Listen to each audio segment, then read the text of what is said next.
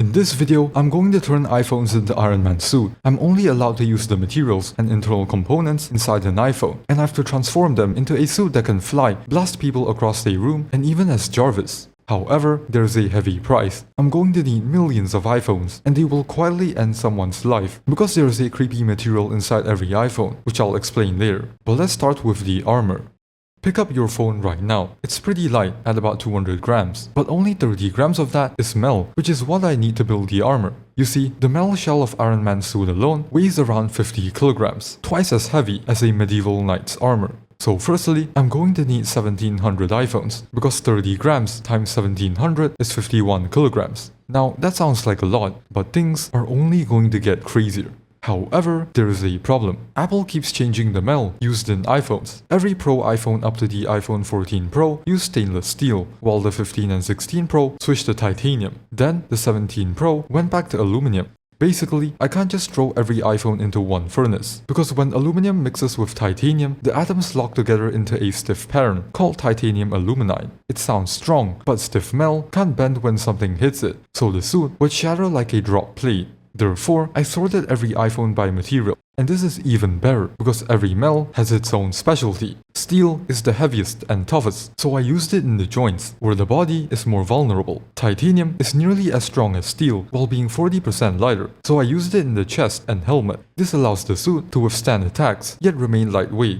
Aluminum is the lightest, so I used it in the arms and legs, because every extra gram there slows down attack speed. But to reach any of this metal, I had to take off the screens first. By the end, 1700 screens were stacked up in a corner. Remember the creepy material I mentioned earlier? It's hiding in these screens. I'll get to this later. Anyways, right now, the helmet is just a metal bucket with two slits. You can barely see the outside, and that gets you killed in a fight. In the movies, Tony has a screen interface in his helmet which displays what's outside, and is actually pretty close to VR headsets in real life, like the Apple Vision Pro or Meta Quest. The first VR headsets ever sold were a phone screen with a magnifying lens in front of each eye, and that magnifying lens is very important because your eyes can't focus on anything an inch away, it would be blurry. VR headsets fix this by using a magnifying lens to spread the light out and blurring the image. But here's the problem, there's no magnifying lens in an iPhone. Well, you might think I could use the telephoto lens in Pro iPhone models, which lets you zoom in while still keeping that sharp image quality. But that won't work because it's too narrow, and it would feel like looking into a straw. So, I made my own, using only materials inside an iPhone. The front and back of every iPhone are sheets of glass, and a lens is essentially just glass that was ground and polished. Therefore, I did just that. Then, I cut an iPhone screen in half, placed one piece in front of each eye, and put my custom-made magnifying lens over each one. After that, I stripped out the cameras from an iPhone and spread them outside the helmet, facing every direction. However, you still can't fight in the helmet. Here's the problem. Human eyes can cover a 200-degree angle from side to side. That's why you notice someone moving next to you without turning your head. But even the best VR headsets today can only cover 110 degrees, which would feel like looking through an open door. And a bigger screen won't fix it, because a lens can only bend light so far before the edges turn into a smear. Therefore, instead of one flat screen per eye, I curved 5 smaller ones around each eye, expanding the helmet's field of view to about the same as regular human vision. When I cut the screens, it left some dust on the table, and this released some of that creepy material. Anyways, the screen interface now shows everything happening around you, but your brain can't keep up at all during a fight, and this is where things get insane.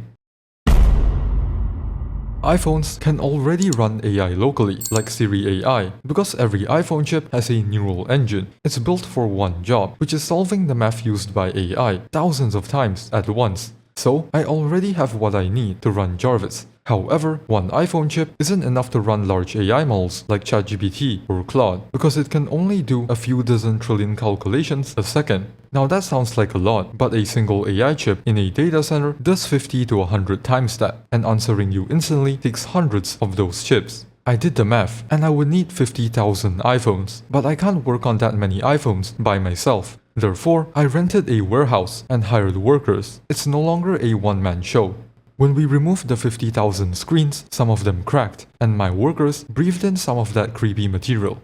Anyways, we connected 50,000 iPhone chips together and built a data center underground because of two reasons. One, putting that many chips in the suit itself would make it way too heavy. 2. It's hidden and can't be easily sabotaged. The suit would then remotely connect to the data center and access Jarvis. However, this creates another problem: lag. During a fight, if you can't respond fast enough, you're dead. So, we keep one chip in the helmet to handle basic tasks and reflexes, while offloading the complex instructions to the cloud. This is essentially how Apple's Siri AI already works. Finally, I added a security system because any random Joe can't just use the suit. The answer is Face ID because it fires 30,000 invisible dots at your face and reads how the parent bends across it, which is why a photo can't fool it.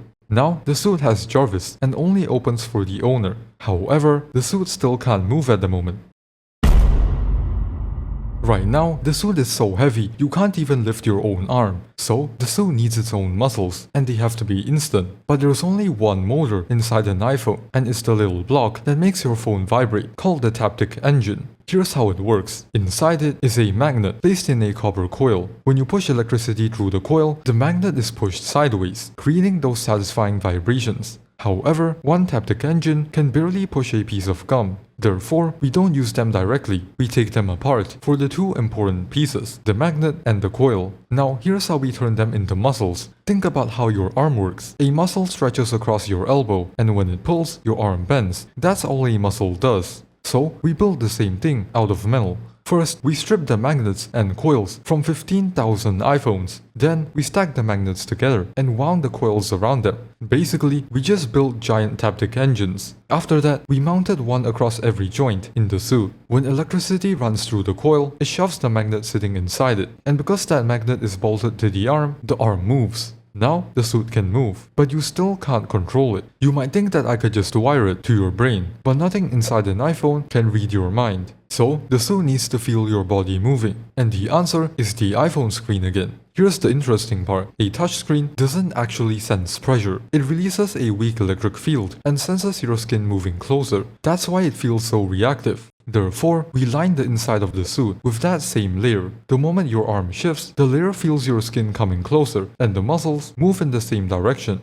Lining the whole suit took thousands of more screens, releasing even more dust. The workers began wearing masks, but the dust still stuck to their clothes and went home with them. Right now, you can move and dodge in the suit, but there's no way to fight back.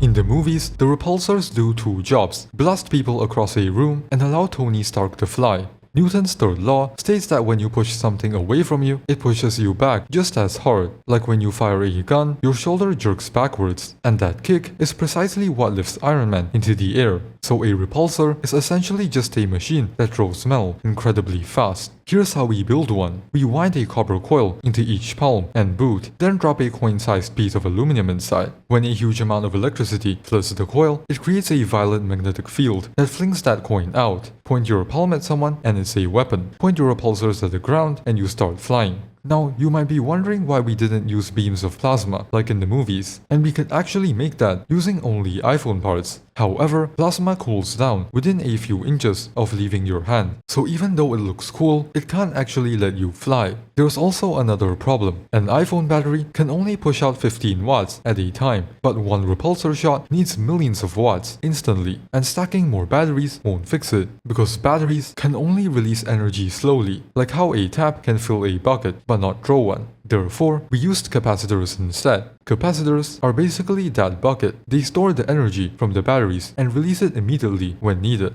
Every iPhone has thousands of them on the logic board, each smaller than a grain of rice. Basically, the batteries fill the capacitors slowly, and the capacitors throw everything at once. We did the math, and 1.2 million iPhones are required for the repulsors to work. That meant taking off 1.2 million more screens. And when we tested my workers' blood, the creepy material was already inside every one of them.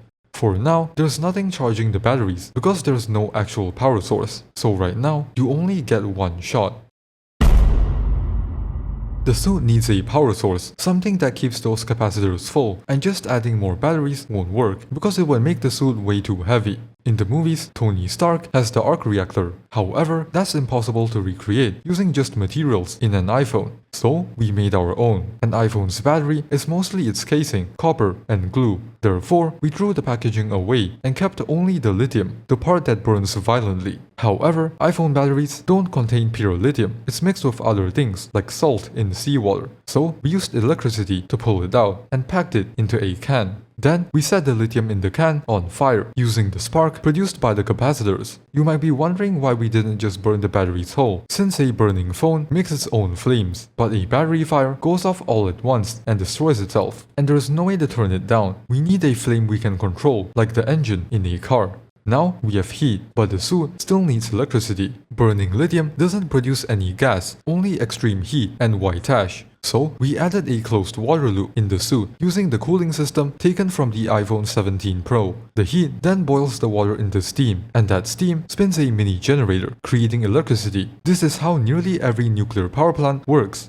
The suit now has its own energy source, like Tony Stark's arc reactor. However, this energy source comes with a bill. Before every flight, you need to load two things into the suit: a can of lithium for the reactor and 7,500 aluminum coins for the repulsors, and neither of those are reusable. The lithium burns into ash, and the coins leave your repulsors and never return. One full lithium can only lets you fly for 30 seconds, and to stay in the air for that long, the repulsors will need to fire 250 coins every second. Basically, the suit would be burning 180 iPhones every second, which means that you will need to refill it with around 5,500 iPhones every 30 seconds. So the suit keeps charging you. Every action requires more iPhones. But at this moment, we realized that the suit was never the dangerous part.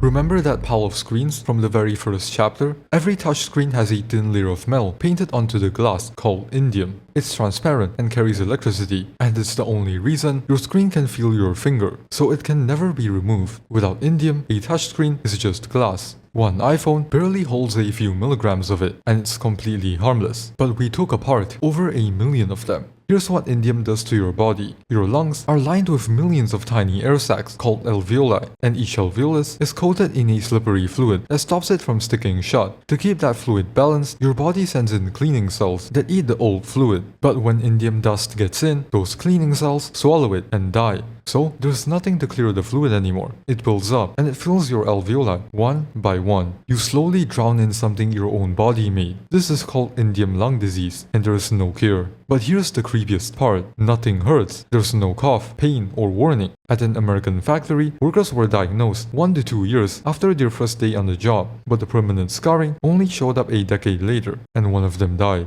The person wearing the suit is completely fine. You were never in that warehouse, and you never cut a single screen. The people who did that, however, will never meet you. And this is already happening in real life. Not in this video, but in your hand. Your phone has never hurt you, but somebody was hurt making it. The suit works. It can fly, fight, and even think. But here's the big question. Would you still want it, knowing someone else was harmed? And why?